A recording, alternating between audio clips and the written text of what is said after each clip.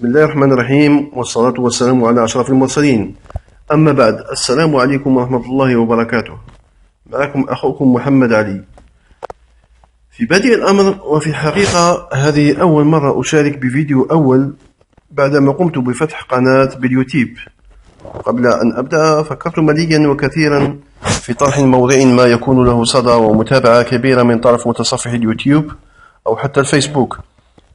نصه أو مضمونه يتمحور في موضوع يكون متواصل ومتجدد على مدار موسم كامل، وحتى لا يكون مملا ويكون مسموعا، فقلت بما أنني كنت رياضيا سابقا، لعبت ودعبت كرة القدم منذ الصغر، مع أنني مولوع بالرياضيين الكبار في العالم ككل، فكرت أن أضع في أول فيديو ولو أنه جاء متأخرا بعض الشيء عن كرة القدم، ويتعلق الأمر بالبطولات الأوروبية الخمسة، وهي الإنجليزية، الألمانية، الإيطالية، الإسبانية والفرنسية، بالإضافة إلى البطولة الوطنية الجزائرية المحترفة موبيليس 1 و 2، مع إمكانية إضافة كأس الجزائر، وكذا البطولة الخاصة بهواة وسط غرب وشرق.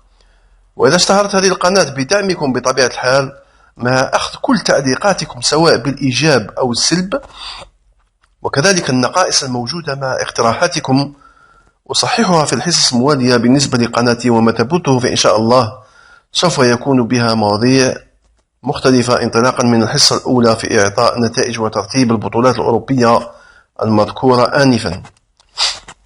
كلما لعبت جولة أضع بها هذه النتائج مع الترتيب زائد المقابلات المقبلة المبرمجة تواليا بالتواريخ، وكذا الملاعب التي تجرى بها هذه المقابلات، وهذا حتى أصل إلى مبتغى ومطلب المشاهد الكريم، مع تقبل كل انتقاداتكم وتصحيح الأخطاء في المستقبل إن شاء الله. أما في الأخير قبل نهاية الحصة أقوم كذلك بوضع نبذة تاريخية عن حياة لاعب سابق، انطلاقا من كبار وعمالقة كرة القدم كبيلي، بيكام باور، مولر، كرايف إلى آخره. يعني كل حصة تبث إلا وأضع في الأخير فيديو قصير عن حياة لاعب سابق، حتى يتمكن المشاهد الكريم من الاستفادة بمعلومات ربما كانت خافية عنه. وهنا أفتح قوس وأقصد المشاهدين الذين ليست لهم معرفة أو معلومات كافية وكاملة عن كرة القدم بصفة عامة، واللاعبين الذين مروا عبر التاريخ بصفة خاصة. قبل أن أختتم هذه الحصة الأولى، أرجو أن القناة نالت إعجابكم، وسوف تبثه كبداية، ومع اقتراحاتكم وتعليقاتكم وتضافر الجهود نصل إن شاء الله إلى إرضاء وإعجاب جميع متتبعي القناة.